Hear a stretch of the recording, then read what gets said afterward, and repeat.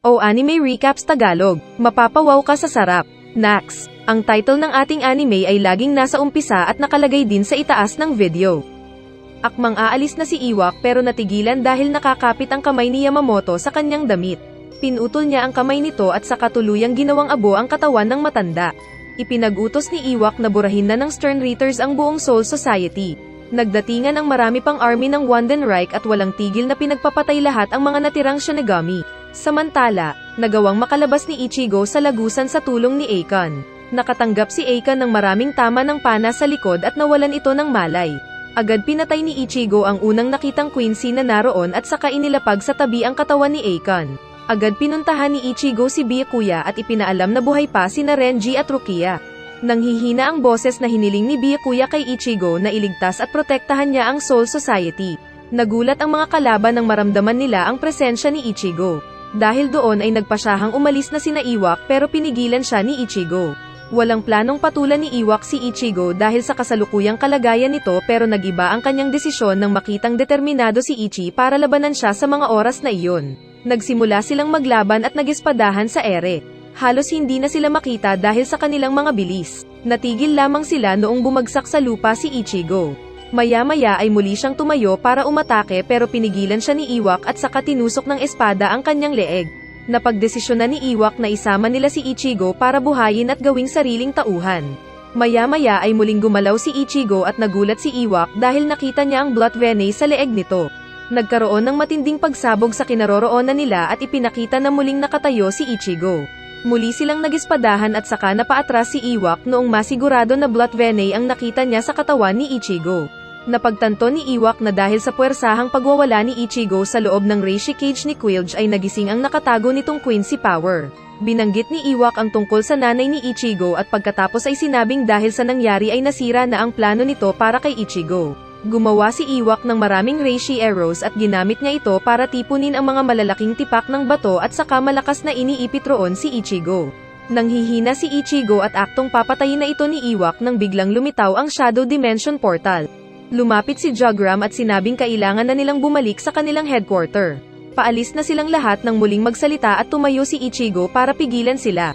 Tinangka niyang atakehin si Iwak pero kumilos si Jugram at winasak ang kanyang espada. Sinabi nilang babalik pa naman sila at iniwan nilang nakatulala si Ichigo. Nakaligtas sa kamatayan ang magkapatid na Rukia at Byakuya. Nagpasalamat si Rukia dahil dumating si Ichigo para iligtas sila at ang Soul Society. Ipinatawag ni Mayuri si Ichigo at inilahad na hindi nito kayang ayusin pa ang kanyang Zanpakuto. Maya-maya ay nakatanggap ito ng tawag at isinama nito si Ichigo para salubungin ang pagdating ng Squad Zero. Manggagaling pa umano ang mga ito sa Royal Palace at ang bawat miyembro ay pawang mga kapitan. Maya-maya ay biglang lumapag ang isang malaking poste sa kanilang harapan at lumabas mula rito ang 5 miyembro ng Squad Zero. Pumunta raw sila roon para muling itayo ang 13 Squad at isasama nila si Ichigo pabalik ng Royal Palace. Nagalit at nagreklamo si Soifun dahil bakit ngayon lang sila dumating kung kailan maraming namatay at nasira sa Soul Society. Sinabi ni Tenjiro na kaya naitatag ang 13 Squad ay para may magbantay sa Seireitei at hindi rin nila kasalanan kung mahina si Soifun. Isa pa ay hindi nila pwedeng basta-basta iwan ang Royal Palace dahil sila ang mga bantay roon. Abala silang nag-uusap-usap nang biglang magsalita si Senjumaro at daladala na nito ang mga katawan ni Renji at ang dalawang magkapatid. Dala rin nito ang sirang espada ni Ichigo. Naging labag sa kalooban ni Yunohana ang pagkuha nila sa 3 pasyente pero kailangan niyang pumayag dahil ang Squad Zero lamang ang maaaring may kakayanan para mapagaling ang mga ito. Ayaw sumama ni Ichigo dahil kaya naman niyang magpagaling sa Seireitei pero sinabi nilang iba ang dahilan kung bakit kailangan nila siyang isama. Maya-maya ay biglang may lumitaw na projector scene kung saan lumitaw at kinausap sila ni Kisyuk. Makikitang maayos na rin ang kalagayan ni Ino at Seido. Sinabi ni Kisyuk na isipin ni Ichigo kung ano mas makakabuti para sa kanyang sarili bago ito nagpaalam. Sinabi ni Ichib na kung sasama si Ichigo sa Royal Palace ay maaari silang makapagpanday muli ng kagaya ng kanyang espada.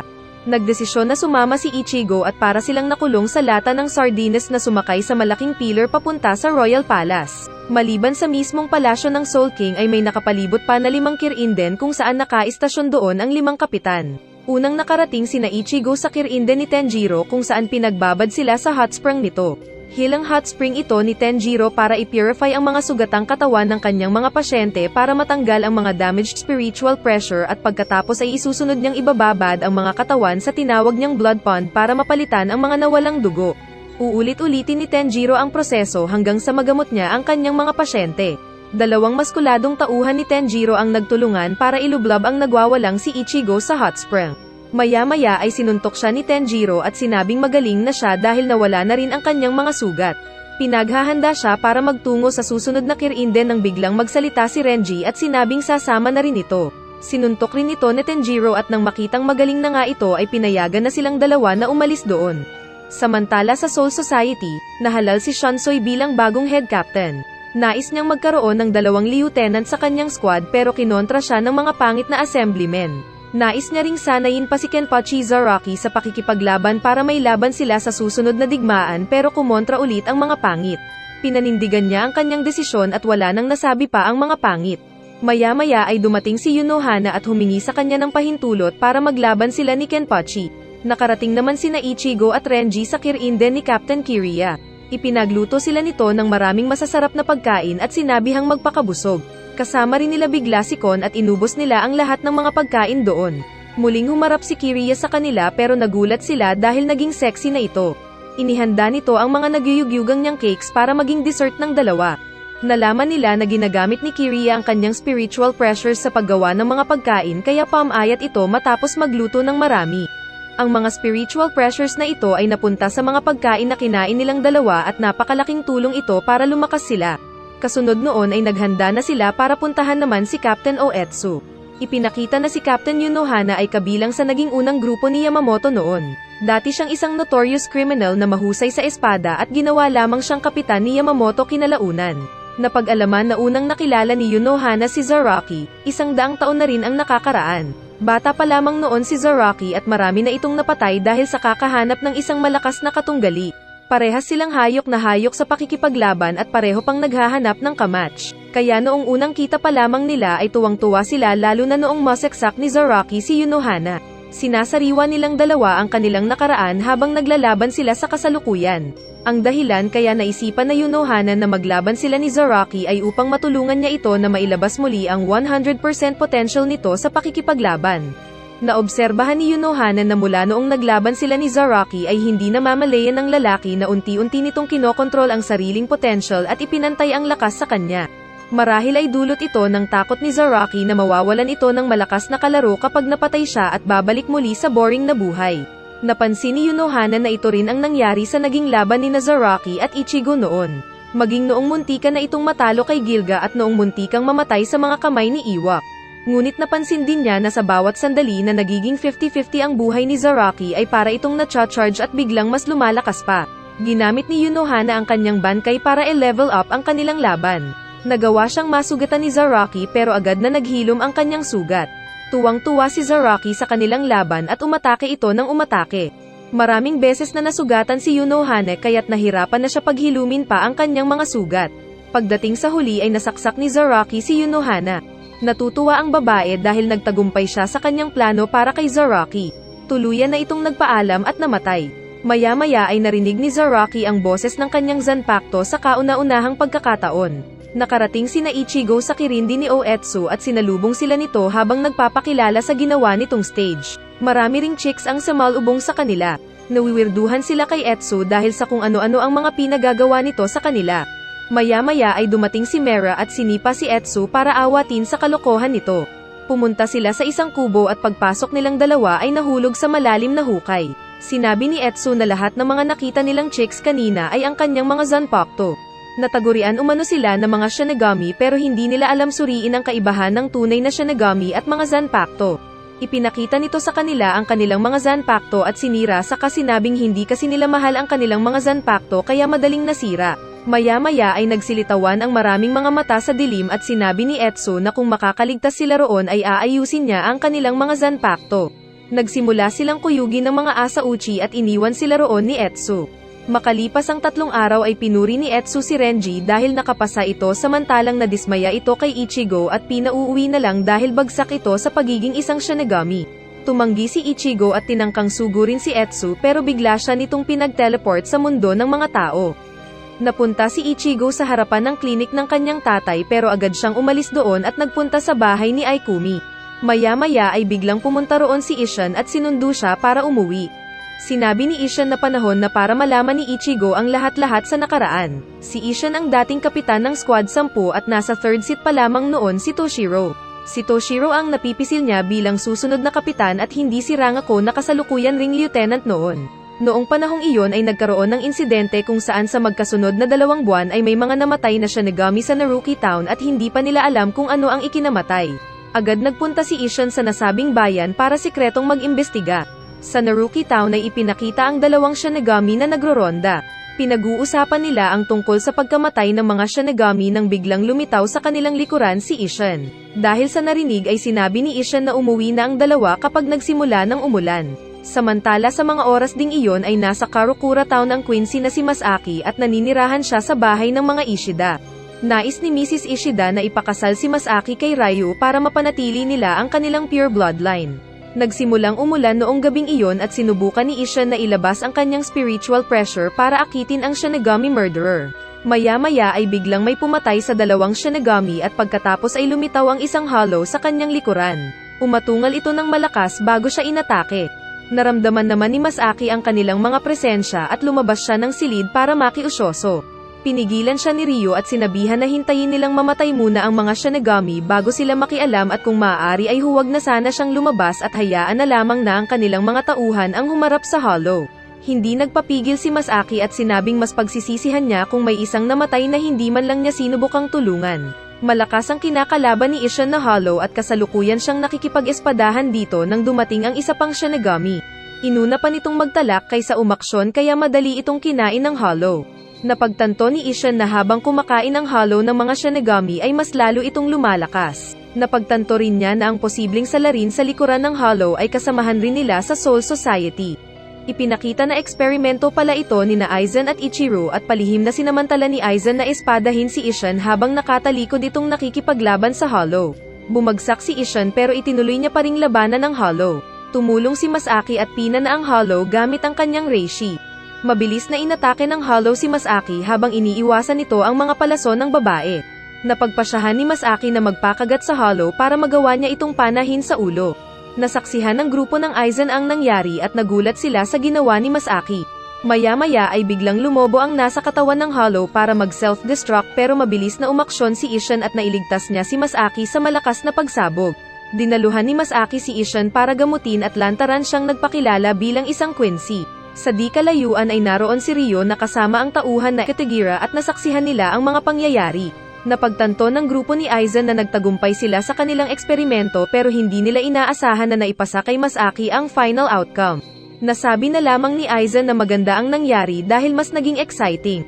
Nakabalik si Ishan sa Soul Society at iniulat kay Yamamoto ang mga nangyari pero inilihim ang tungkol kay Masaki. Kinalaunan ay nalaman ni Mrs. Ishida na nakipaglaban at nakagat ng hollow si Masaki at pinagalitan siya nito. Napagtanto ni Ryo na si Kitagira ang nagsumbong dito at kinumprante niya ito. Maya-maya ay biglang natamba si Masaki at nagsimula siyang magkaroon ng hollow sa kanyang katawan. Binuhat siya ni Ryuken at inilayo sa kanilang bahay at habang nag-iisip ng gagawin ay isang hollow ang biglang lumitaw at muntikan na silang kainin. Mabuti na lamang at dumating si Ishan at pinatay ang hollow bago ito nagulat noong makita ang kalagayan ni Masaki. Galit na sinisi ni Ryo si Ishan sa nangyari kay Masaki. Maya-maya ay dumating si Kisyok at sinabihan silang mag-relax. Inaya niyang sumama sila sa kanya dahil may alam siyang paraan para mailigtas si Masaki. Sinabi ni Kisyok na hindi niya maibabalik sa dati si Masaki pero mailigtas nila ang kanyang buhay at mapipigilan nila para hindi tuluyang maging hollow. Para magawa ito ay kailangang maging hybrid ni Ishan. Half Shinigami at half human para makontra ang half Quincy at half hollow na si Masaki. Pagdudugtungin ni Kisyok ang kanilang mga kaluluwa at ang hollow. Habang buhay dapat silang magkasama para hindi masira ang kanilang binding. Nasabi rin ni Kisyok na ang pagiging half hollow ni Masaki ay maipapasa rin sa kanyang mga magiging supling kung nagkataon. Sa kabila ng kondisyon na mawawala ang kanyang Shinigami power ay pumayag si Ishan at nagawa nilang mailigtas si Masaki. Nanirahan si Ishan sa mundo ng mga tao at nagpatayo ng sariling klinik. Nagkasama nga sila ni Masaki hanggang sa maipanganak si Ichigo. Nagsimula lang magising ang mga powers ni Ichigo mula noong makilala niya si Rukia at naging isa siyang Shinigami at nagising ang Hollow sa kanyang katawan dahil sa mga nangyaring laban. Dahil nagising ang Hollow ay nasira rin ang connection nito sa Gigay at muling naibalik ang kapangyarihan ni Ishin. Nalaman rin ni Ichigo ang tunay na kamatayan ng kanyang ina. Nagkataon na may kalabang Hollow si Masaki noong biglang nawala ang kanyang Quincy power kaya hindi na niya naprotektahan ang sarili. Nailahad na dahil iyon kay Iwak na nagkataong hinigop ang lahat ng Quincy powers ng mga Impure Quincies. Kasama si Masaki sa mga Impure Quincies at maging si Katagira na ina ni Uryo ay kasama rin sa namatay. Si Iwak ang pinakaunang Quincy at hari nilang lahat. Lahat ng Quincy ay may dugo ni Iwak na nanalaitay sa kanilang mga ugat. Dahil sa narinig ay napagtanto ni Ichigo kung ano ang ibig sabihin ng mga sinabi ni Iwak noong naglaban sila. Nagpasalamat si Ichigo kay Ishin dahil nalaman na niya ang totoo. Napagdesisyonan niyang bumalik ng Soul Society at sakto namang lumitaw si Mera at dinala siya pabalik sa bahay kubo ni Etsu. Hinarap ni Ichigo ang mga Asauchi at nagsipagluhod ang mga ito sa kanya habang nilalapitan niya ang kanyang sariling Asauchi. Natuwa si Etsu at sinabing ipagpapanday na siya ng bago niyang Zanpakuto. Samantala sa Soul Society, napagpasyahan ni Toshiro na sumali sa pagsasanay ng mga karaniwan na Shinigami. Wala na ang kanyang Bankai pero kailangan niyang magpalakas para makatulong sa susunod na digmaan. Nagpasya naman si Kensai na sanayin pa si Shuhei para ma-master nito ang sariling Bankai. Hindi man naagaw ang kanilang Bankai sa ngayon pero maaring maagaw ito ng mga kalaban sa hinaharap. Dumating si Masahiro at sinuntok siya ng malakas bilang patikim sa kanyang magiging pagsasanay. Magaling na rin si Akon at muling nakabalik sa research facility. Nalaman niyang ilang araw nang nagkukulong si Mayuri sa laboratorio nito at gumawa siya ng paraan para makita nila kung ano ang lihim na ginagawa nito. Makikita naman sa ibang banda na mag-isang nagsasanay at nagpapalakas si Soifen. Pinuntahan naman ni Sojin ang kanyang elder at hiniling na ituro sa kanya ang kanilang clan secret technique. Nasaksihan ni Ichigo kung paano magpanday si Etsu. Nagtaka si Ichigo kung bakit tinanggal nito ang shades nito samantalang nakakasilaw sa mata ang apoy. Tugon naman ni Etsu na kailangan niyang tanggalin para makita niya ang kulay ng mga apoy. Inilahad ni Etsu na ang kanyang tunay na Zanpakuto ay ang hollow na nasa kanyang katawan. Ibig sabihin ay hindi si Zangetsu ang kanyang tunay na Zanpakuto. Ito ang kanyang Quincy power na nagkatawang si Zangetsu at kamukha nito ang dating anyo ni Iwak. Napagtanto ni Ichigo na kaya pala mukhang pamilyar si Iwak ay dahil kamukha nito si Zangetsu. Muling nagkausap sina Ichigo at Zangetsu. Ipinaliwanag nito na siya ang kanyang Quincy power.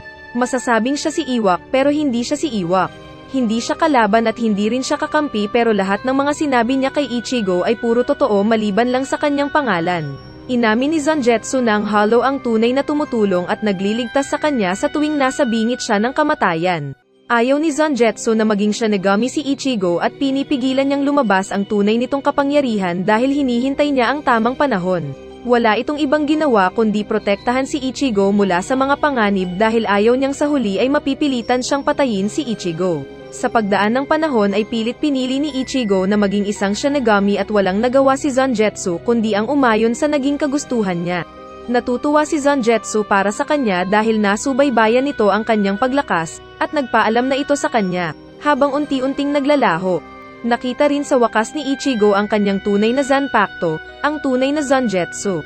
Matagumpay na napanday nila ang Zanpakuto at hindi lang isa kundi ay 2 espada.